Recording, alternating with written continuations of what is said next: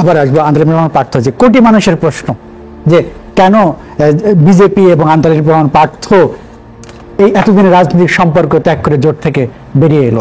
ধন্যবাদ। আজকে কেন গেলাম তাহলে আমরা?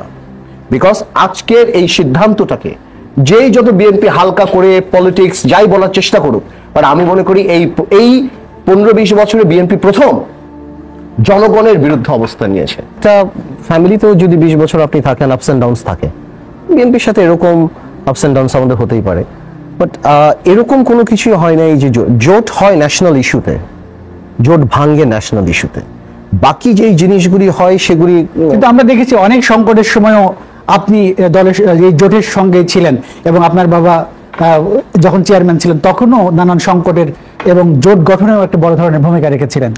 না, সত্যি কথা, আমি তাই বলছি। আমার বাবা যখন 1999 সালে জোটটা করে, এরশাদ সাহেবকে নিয়ে যখন করে, এরশাদ সাহেব যখন ছেড়ে যায়, তখন ন্যাশনাল ইস্যু 4 দলীয় জোটের পক্ষে ছিল। সো আমার আব্বা থেকে যায়। এরপর থেকে অনেক টানপোড়েন হয়, অনেক কিছু, অনেক মনোমালিন্য হতে পারে, হয়তো ওই ক্যাবিনেটে আমার বাবা ছিলেন না বা বিজেপির কেউ ছিলেন না, পরে দল ভাঙন হয়, কিন্তু ন্যাশনাল ইস্যু জোট ছাড়ার মতো কোনো কিছু ছিল না। তাহলে কেন এখন? এক্স্যাক্ট, বিকজ এখন একটা ন্যাশনাল ইস্যু, এই সংসদে যাওয়াটা ইজ দ্য বিগেস্ট ইস্যু।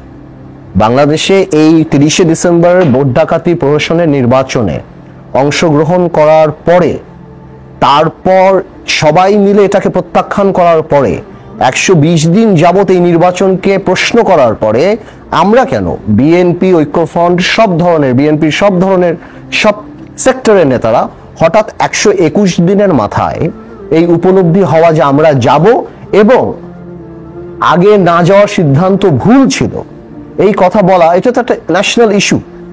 এবং আমি মনে করি এই কথা বলার মাধ্যমে, দেখুন, জনগণের কথা তো কারো না কারো বলতে হবে, তাই না? জনগণ তো আপনার দিকে তাকিয়ে থাকবে। বাংলাদেশে 30শে ডিসেম্বর যে নির্বাচন হয়েছে, এই নির্বাচন বাংলাদেশের সবাই জানে যে এই নির্বাচন কি হয়েছে। এখন কারো তো ওই নৈতিক অধিকারটা অক্ষুণ্ণ রাখতে হবে এই কথাটা বলার জন্য যে এই নির্বাচনটা বৈধ না বা এই নির্বাচনটা জনগণের ইচ্ছার প্রতিফলন হয়নি।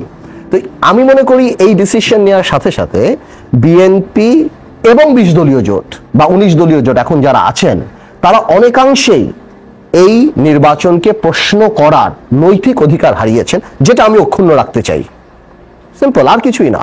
এছাড়া আমাদের গুরুত্ব বা ঐক্যফ্রন্ট মুখী বেশি হয়ে গিয়েছে, সেগুলি টেকনিক্যাল ব্যাপার, সেগুলি হতেই পারে। বিএনপি অনেক বড় একটা রাজনৈতিক দল, বিএনপি স্ট্র্যাটেজিক্যালি হয়তো চিন্তা করেছে যে এখন 20 দলের চেয়ে আমাদের ঐক্যফ্রন্টকে বেশি মূল্যায়ন করা উচিত। I will not get into the argument whether they are right or wrong, এটা তাদের স্ট্র্যাটেজিক্যাল ব্যাপার। সেই ক্ষেত্রে হয়তো আমরা একটু অফ, আমাদের করা হচ্ছে না বা আমরা কমপ্লেন করছি যেটা কেন হচ্ছে, এবং আরো অনেক গুরুত্বপূর্ণ সিদ্ধান্তের সময়, যেমন সরকারের সাথে সংলাপ থেকে আরম্ভ করে পরে যেসব সিদ্ধান্ত, ইভেন কি যে গণশুনানি আদৌ হলো কি হবে না, যে সিদ্ধান্ত নেওয়া হলো, ওগুলির কোনো কিছুর মধ্যে 20 দলের সম্পৃক্ততা ছিল না। সেগুলি আমরা ফোরামে বসে কথা বলতে পারি, আলাপ করতে পারি, কিন্তু সংসদে যাওয়ার ব্যাপারটা, যেমন আমি আপনাকে ধরে দিই, এখানে ইব্রাহিম সাহেব আছে, এই নির্বাচনে যাওয়ার কথা যখন আসে, তখন আই ওয়াজ দ্য পারসন যে 20 দলীয় মিটিং এ বসে এই নির্বাচনে যাওয়ার বিরুদ্ধে কথা বলেছি, যে না, আমরা ম্যাডামকে জেলে রেখে নির্বাচনে যাব না। ইব্রাহিম ভাই, am I correct? তো ইন দ্যাট কেস, তারপরেও যখন 20 দল বলেছে না আমরা যাব, আমি মনে করি তারপরেও ফর সেক অফ 20 পার্টি আমরা গিয়েছি। কিন্তু এই জিনিসটা যে সংসদে চলে যাওয়াটা, শুধু আমি না, বাংলাদেশের প্রত্যেকটা মানুষ এই নিয়ে প্রশ্ন তুলছে এবং খোলাসা হচ্ছে। এই ক্ষোভের জায়গা থেকে আপনি, এইটা ক্ষোভ না, এটা পলিসিগত, এখানে কোনো ক্ষোভের ব্যাপার নাই। আমি এটা নর্মালি কনভেনশন যে আপনি যদি কোথাও বসেন, কোনো মিটিং করেন, ইভেন ক্যাবিনেটও যদি মিটিং হয়, if you do not agree with the decision, you quit.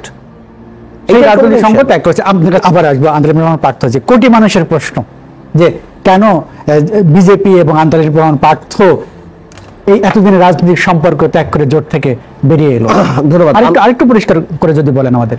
আমি তৈমুর ভাইয়ের কথাটা বলি। এই তৈমুর ভাই যে বললো যে কেন পার্থ এটা জোটে থেকেই প্রতিবাদ করতে পারতো এবং পার্থ কেন এই ডিসিশনটা নিল না, আমার দুঃখ এই প্রশ্নটা যদি বিএনপির আর কেউ আমাকে করতো,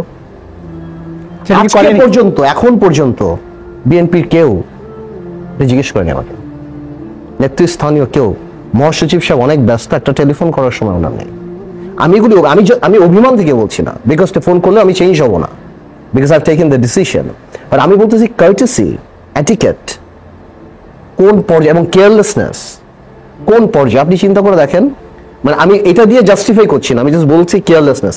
নির্বাচনের দিন 45 জন অলরেডি আমরা প্রত্যাখ্যান করে বসছি, সব জায়গায় ভোট ডাকাত আগে থাকে, মহাসচিব সকাল 10:30 বলছে ভোট ফেয়ার হচ্ছে, আর থাকে কই কথা ইতিমুল ভাই সকাল 10:30টার সময়। তো আমার কথা চলে যে এই ফিলিংসটা তো একটা আলাদা ব্যাপার না, আপনার পলিটিক্সের বাইরে। বাট এনিওয়েজ আমি আসি, আমারও প্রশ্ন আপনার কাছে যে আজকে 20 বছর পরে কেন আমরা এই সিদ্ধান্ত নিলাম? দেখুন 1999 সালে যখন এই জোট গঠিত হয়, একটা ন্যাশনাল ইস্যুতে জোট গঠিত হয়, 4 দলীয় জোট, যেটা এরশাদ সাহেবের করা হয়। আমার বাবা তখন মহাসচিব ছিলেন। যখন এরশাদ সাহেব সর্বপ্রথমভাবে এই জোট ভেঙে দেন, তখন জোটটা মানুষের মধ্যে চলে যায়। তখন আমার বাবা বিজেপি করে আসে। 2001 সালে নির্বাচনে আমরা 4টা আসন পাই, বাট কোনো একটা কারণে আমাদেরকে সরকারে রাখা হয়নি। ইট ওয়াজ ভেরি এম্বারাসিং যে আমার বাবা মুক্তিযোদ্ধা, সেখানে জামাতের গাড়িতে ফ্ল্যাগ ছিল, আমাদের গাড়িতে বা আমাদের দলের ছিল না। এটা হয়নি, আমরা কিন্তু জোট ভাঙিনি। এর পরবর্তীতে আমাদের দল ভাঙা হয়েছিল, আমাদের 3টা এমপি নিয়ে যাওয়া হয়েছিল, মতিন সাহেবকে নিয়ে, হারিস চৌধুরী সাহেব এই কাজ করেছিলেন। বিকজ ওই সময়কার মানে আমার বাবা যে চেয়ারম্যান ছিলেন, উনি জামাতের বিরুদ্ধে অনেক কথা বলতেন, এটাতে মনে করছিল উনি চলে যাবেন এই ধরনের। আমরা কিন্তু জোট ভাঙিনি, এগুলো ইম্পর্টেন্ট জিনিসগুলো। তারপর 1/11-এর সময় যখন আসলো, 1/11-এর সময় যখন, তখন সবাই 100% যে বাংলাদেশ জাতীয় পার্টি পিডিবির সাথে যাবে, এবং তখন তো বিএনপির অনেক লোকরা সংস্কারপন্থী হয়ে গেল, কিন্তু আমরা কিন্তু কোনো ভূমিকা নিলাম না। আমার বাবা মারা যাওয়ার পর when I stepped in, তখন কিন্তু আমাকে কেউ চিনতো না। তখনও আমরা জানতাম বিএনপি ক্ষমতা আসবে না 2008 সালের নির্বাচনে, তখনও আমরা চিন্তা করি নাই, তখনও আমরা জোট ভাঙি নাই, তখন আমাকে কেউ চিনতো না। আমি গেলে হতো, আজকে যা হচ্ছে তা হতো না, কিন্তু আমরা কিন্তু নির্বাচন করে আমরা থাকি। সেই সময় থেকে তারপরও বিএনপির সাথে অনেক কিছু এলাকার পলিটিক্স এটা আমরা কোনো সময় চিন্তা করিনি। এই যে 5ই জানুয়ারি নির্বাচনের সময় আপনি জানেন অনেক ঘটনা, আমাকে অলি আহমেদ সাহেবকে নিয়ে আমরা চিন্তা করিনি। এই নির্বাচন আজকে কেন গেলাম তাহলে আমরা? বিকজ আজকের এই সিদ্ধান্তটাকে যেই যত বিএনপি হালকা করে পলিটিক্স যাই বলার চেষ্টা করুক, বাট আমি মনে করি এই 15-20 বছরে বিএনপি প্রথম জনগণের বিরুদ্ধে অবস্থান নিয়েছে এই ডিসিশন নিয়ে। এই ডিসিশন কেন নিয়েছে, কি করতে নিয়েছে, আই ডোন্ট নো। এবং এই ডিসিশন নেওয়ার পরে যেই কথাগুলি বলা হচ্ছে, এগুলি খুবই শিশুসুলভ, এগুলো একদমই পলিটিক্যাল না যে আপনি 120 দিন থাকলেন না তারপর। তো আমি এখনো আপনাকে বলছি যে এই দেশে এই নির্বাচনকে নৈতিকতার সাথে প্রত্যাখ্যান করার কারো না কারো ক্ষমতা থাকতে হবে ইনট্যাক্ট, এবং আমি সেই ক্ষমতাটাই রাখছি। এবং আর সবাই কিন্তু এখন যদি বিএনপির ওই বডি ল্যাঙ্গুয়েজ থাকে যে আচ্ছা আমাদের এই এরা ছোট ছোট দল, একটা নমিনেশনই তো পাবে, এরা আর কোথায় যাবে? I tell you one thing, I would rather be people's man than a puppet MP or minister. আমি জনগণের কর্মচারী হয়ে থাকতে স্বাচ্ছন্দ্য বোধ করি, যে ওই একটা এমপি মন্ত্রী হওয়ার জন্য এত কিছু বিসর্জন দিয়ে এত কিছু করে, সেটা না। এটা আল্লাহর হাতে, আল্লাহ যদি কোনোদিন কপালে রাখা হবে। তো শুধুমাত্র আমি বলছি যে এটা সম্পূর্ণ রাজনৈতিক। বিএনপি অত্যন্ত বড় দল, আমি চাই বিএনপি তার কাঙ্ক্ষিত লক্ষ্যে পৌঁছাক। বিএনপি ভোট পুনরুদ্ধারের বিএনপি যে আন্দোলন, গণতন্ত্র পুনরুদ্ধার আন্দোলন, তার সাথে আমরা 100% সহমত। আমি আমি আমার জায়গা থেকে আমার কাজ করব, আমি চেষ্টা করব আমার দল গোছানোর জন্য। আমি আমার দল গোছানোর চেষ্টা করব। এই দেশে বিএনপি আওয়ামী লীগের রাজনীতিতে বিরাট একটা যুব সমাজ রাজনীতি বিমুখ হয়ে গিয়েছে, মারামারি, এটা হানাহানি, এই সেই, বা the quality of the politics have gone down so bad যে পলিটিক্সে তারা অপশনই মনে করে না। আমি চেষ্টা করব, আমি তাদের কাছে যাব যে আসুন আমরা একসাথে কাজ করি, কি হবে কি না হবে আমার কাজ করা, ইয়া খানা বোধ ইয়া খানাস্তাই, আল্লাহর কাছে আল্লাহ যা দিবে তাই দেবে। আমরা কাজ করব পজিটিভ কাজ করার জন্য।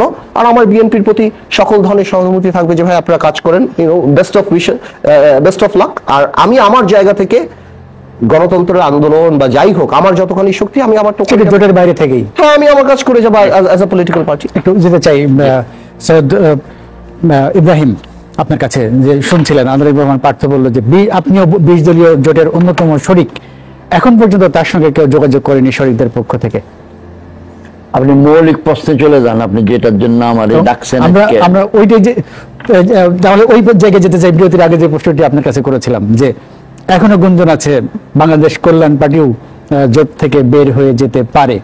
রাজনীতি একটা খেলার মাঠ, তো খেলোয়াড়দের মধ্যে একটা কম্পিটিশন থাকে কে সেন্টার ফরওয়ার্ড হবে। সবাই বলটা বানাইয়ে দিবে, সে গোল করবে। গোল কিপারের গোল বেশি কে করলো তালিকায় কিন্তু সেন্টার ফরওয়ার্ডের নাম আসে, ফুল ব্যাকের নাম আসে না।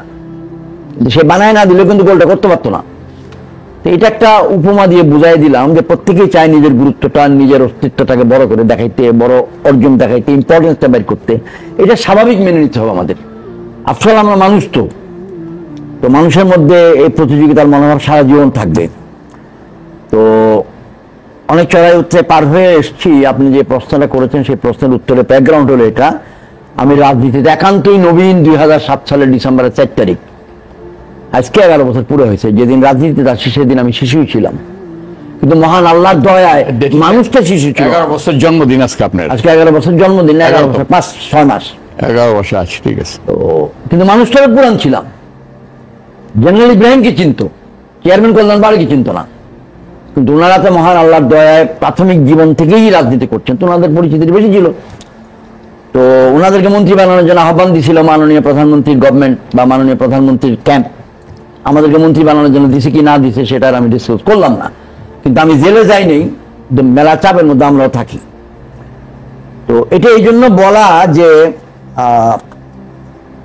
পুরা 20 দলীয় জোটকে ভাঙার জন্য বর্তমান রাজনৈতিক সরকার 5 বছর আগেও চেষ্টা করেছে, 5 মাস আগেও